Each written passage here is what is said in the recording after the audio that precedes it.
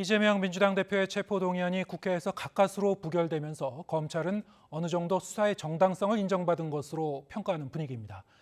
이 대표를 일부 혐의로 우선 불구속 기소하거나 추가 구속영장을 청구하는 등 여러 방안을 놓고 고심할 것으로 보이는데, 김만배 씨의 구속 만료 시점이 다음 행보의 분수령이 될 전망입니다.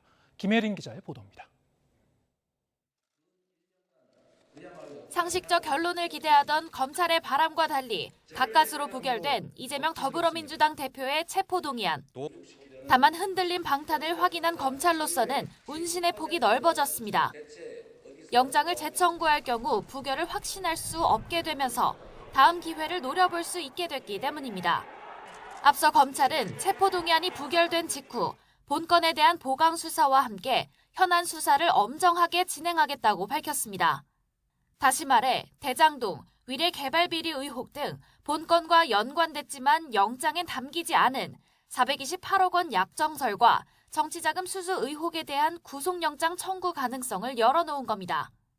여기엔 백현동 개발 비리 의혹과 수원지검에서 수사 중인 대북송금, 변호사비 대납 의혹, 성남지청에서 들여다보는 정자동 호텔 개발 비리 의혹 등 현안 사건에 대한 영장 청구 가능성도 담겼습니다. 그러나 검찰이 428억 원 약정 혐의를 새로운 영장에 담기 위해선 화천대유 대주주 김만배 씨의 진술이 필수적입니다.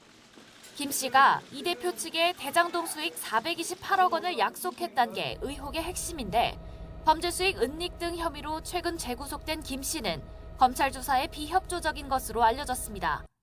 검찰이 김 씨로부터 유의미한 진술을 끌어내지 못하는 한 체포동의안 표결까지 이른 본건에 대해선 이 대표를 그대로 불구속 기소할 가능성이 큽니다.